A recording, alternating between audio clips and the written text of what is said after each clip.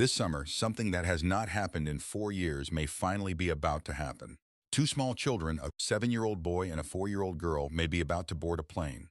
Not for a holiday, not for a theme park or a beach vacation. They are going to meet their grandfather, the King of England, a man who loves them deeply, who talks about them quietly and privately to the people closest to him, who has described his separation from them as something that weighs on him more than he ever lets on. Archie Harrison and Lilibet Diana Mountbatten Windsor have not set foot in the United Kingdom since June 2022. That is 4 years. 4 years of birthdays celebrated in California while their grandfather sat in a palace across an ocean, desperate to know who they are becoming. But in 2026, everything is changing. Harry's security situation is being resolved. Meghan has reportedly agreed to return to Britain, and sources close to the family say Harry is pushing harder than ever before to make one specific thing happen: a stay at Balmoral, a private family meeting on Scottish soil where a grandfather can finally sit across from the grandchildren he has been missing for 4 years. Tonight we are telling the full verified story of what is happening right now, why this reunion has taken so long, what is standing in the way, and why the summer of 2026 may be the most important chapter in this family story yet. This is Royal Report Daily, and tonight for once, the story ends not with a fracture, but with the possibility of something healing. Welcome to Royal Report Daily, your #1 destination for real royal news, verified investigations, and the stories the palace doesn't want you to find. I'm your host. If you are new here, subscribe right now and hit that notification bell, because what we cover on this channel, you will not find anywhere else. Every single week, we go deeper, we go further, and we go to places the mainstream media is too afraid to touch. Tonight is one of those nights. Let's get into it. Let's begin with the facts, because the timeline of how we got here is important and it is more painful than most people realize. Archie Harrison Mountbatten Windsor was born on May 6, 2019, at the Portland Hospital in London. He is now 7 years old. He was last in the United Kingdom in June 2022 when he was 3. At that age, children do not form lasting memories. He has no real recollection of the country he was born in.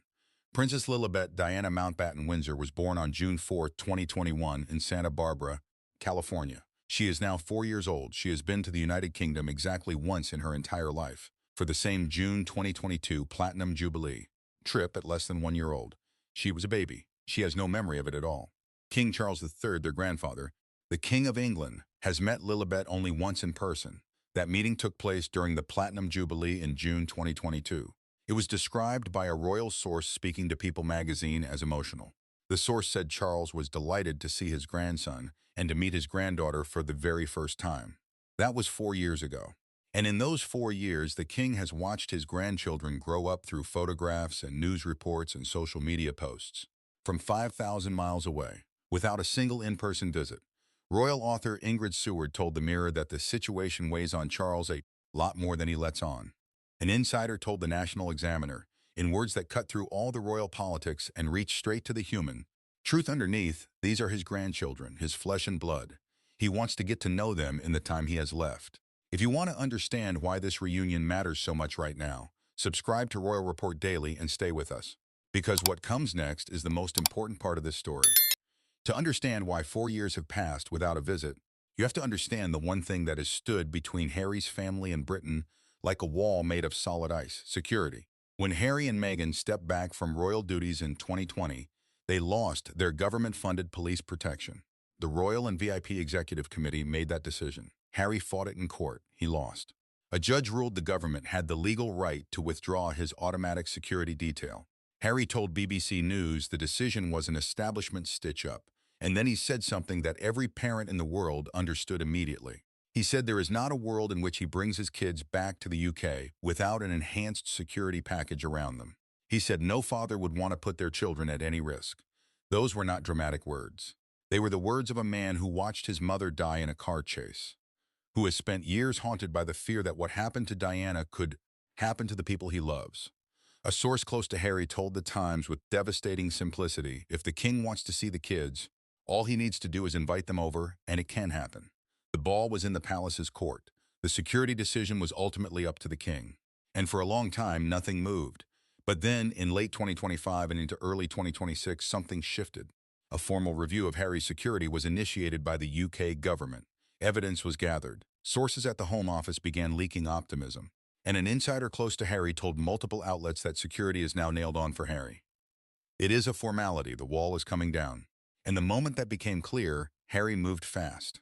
Like this video right now, if you have been following this story and finally want to see something, go right for these children. And subscribe to Royal Report Daily, because what comes next is where hope enters this story for the first time in years.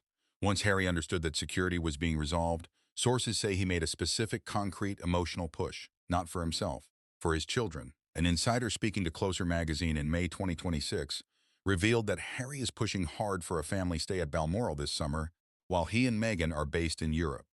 The source said Harry has high hopes for the trip and that he is determined to make it happen. And then the source said something that stopped every royal watcher in their tracks.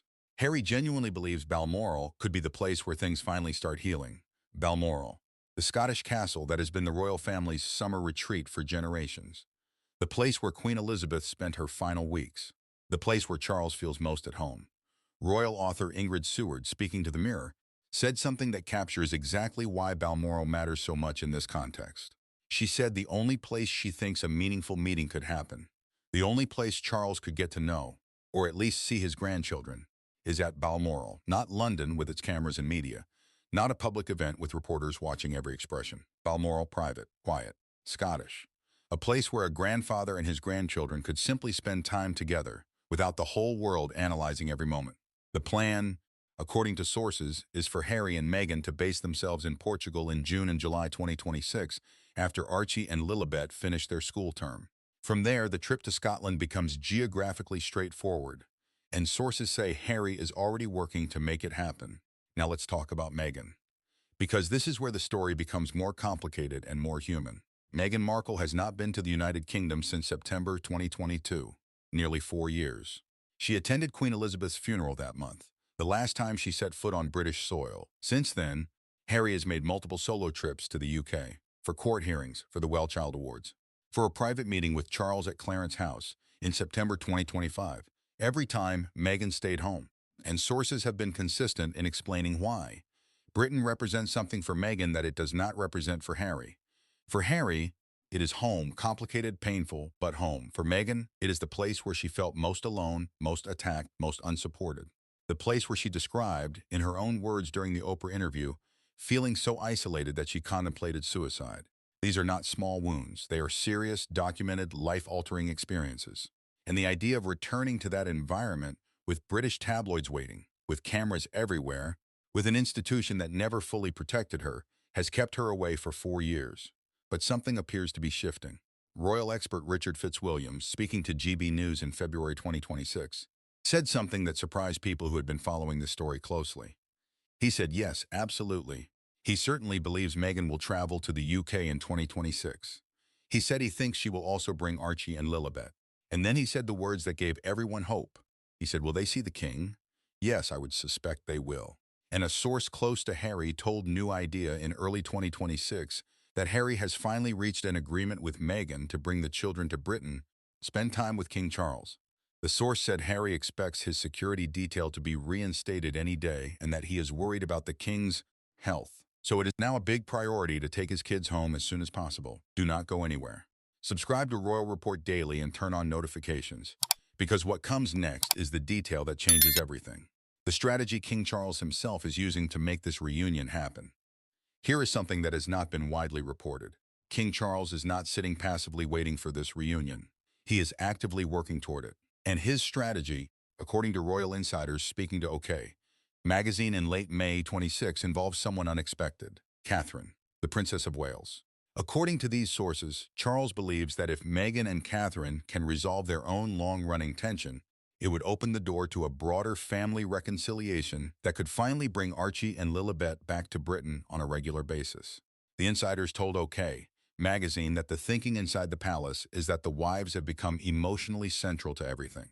Catherine has William's ear completely, and Meghan has Harry's, which means that the relationship between these two women, whatever it is, whatever it has been, holds the key to everything else. Charles is reportedly urging Meghan and Catherine to find a way forward ahead of the Duchess's UK visit. Not a dramatic public reconciliation, not a formal meeting with cameras, just a thawing. A reduction of the tension that has made every family gathering feel like a diplomatic minefield. And Charles, according to insiders, genuinely believes this is possible. He has always been a man who prefers quiet resolution to public conflict, and he is applying that preference to the most important family situation of his life, his grandchildren. Royal expert Richard Fitzwilliams added another dimension to this picture. He noted that Harry's upcoming appearance at Invictus Games events in Birmingham in July and September 2026 creates a natural, legitimate reason for the entire Sussex family to be in the UK. The July visit in particular is described as a good opportunity for the whole family to cross the Atlantic. And sources confirm that if Meghan and the children come for Invictus, a Balmoral visit with Charles could be built around the same trip. Let us zoom out and think about what this moment actually means, because it is easy to get lost in the details, the security reviews, the Balmoral logistics, the Catherine-Meghan dynamic, and forget what is actually at stake here. Two children, Archie, 7 years old, with his whole identity still forming. Lilibet, 4 years old, carrying her great-grandmother's nickname and her grandmother's name.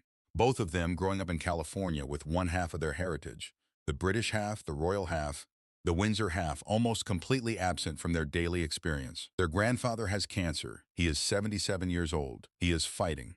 He is still working. He is still present. But the clock that none of us can stop is ticking. And if this summer passes without a visit, another year will have gone by. Another year of Archie growing taller without Charles seeing it in person. Another year of Lilibet developing her personality without her grandfather knowing who she is becoming. Royal expert Ingrid Seward put it plainly to the Mirror. She said, Charles wants to have a relationship with Archie and Lilibet the same way he has a relationship with George, Charlotte, and Louis. He wants to be a doting grandfather. He wants Sunday afternoons and walks in the Scottish hills and the simple, irreplaceable experience of time with the people you love. And the tragedy of the last 4 years is that none of that has been possible. Not because anyone stopped loving anyone, but because the gap between two worlds, California and the Crown, became too wide to bridge easily. This summer, Harry is trying to bridge it. Meghan appears to be finally ready to try. And Charles, for his part, is doing everything quietly, carefully, strategically within his power to make sure those two small children finally walk through the door of a house where their grandfather is waiting on the other side. Let us be honest about what we do not know. We do not know if this reunion will definitely happen. Logistics can change. Security arrangements can shift. Plans that look certain in May can look different in July. We do not know what the dynamic between Meghan and the British environment will actually feel like once she is there. 4 years of staying away creates its own kind of anxiety, and walking back into something you have been afraid of is never as simple as it sounds from a distance. We do not know how William and Catherine will factor into this. Whether their own complicated relationship with Harry and Meghan will make a Balmoral gathering feel warm or tense, or somewhere in the complicated middle. And we do not know what Archie and Lilibet will make of all of it. They are children. They will respond to what they see and feel in the moment, not to the politics, not to the history, not to the years of headlines and interviews and palace statements that preceded their arrival. They will respond to whether the people around them feel safe, whether their parents seem comfortable, whether the grandfather they are being introduced to or reintroduced to feels like someone they want to know. Those are the things that actually matter. And they are the things that none of us, watching from outside, can predict or control. Here is what we know for certain. King Charles loves these children. He has never stopped loving them. A man who describes himself as a doting grandfather to George, Charlotte, and Louis has felt the absence of Archie and Lilibet as a wound that does not heal. He has chosen not to speak about it publicly in ways that would embarrass or pressure Harry. He has worked quietly, through back channels, through the security review, through the gentle suggestion that a Balmoral invitation might open everything up to bring his family back together. Harry loves his father. Despite the legal battles, despite the years of distance, despite the book and the interviews and the rupture that seemed impossible to repair, Harry went back to Clarence's house in September 2025. He sat with his father. He made a promise to bring the children. A man who did not love his father does not make that promise.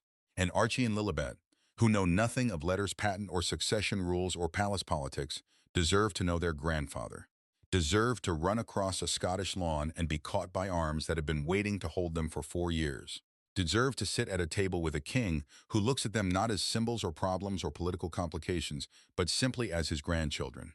That is the story of this summer. Not a royal crisis, not a constitutional battle, not a power shift or a brand war.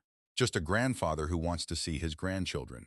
And a family trying to find its way back to each other across an ocean that has felt for far too long and possibly wide. This is Royal Report Daily, and this is the story we will be watching most closely of all. That is all for tonight's investigation on Royal Report Daily. If this video made you think, made you feel, or made you see this story differently, hit that like button right now. It takes 1 second and it means everything to this channel. Subscribe if you have not already, and turn on notifications because we post new investigations every week and you do not want to miss what is coming next. Share this video with one person who follows the royal story, because the more people who know the real truth, the better. I'm your host. This has been Royal Report Daily. Stay informed, stay royal, and I will see you in the next one, 4 years apart. One summer to change everything. Subscribe to Royal Report Daily, and be here when Archie and Lilibet finally come home.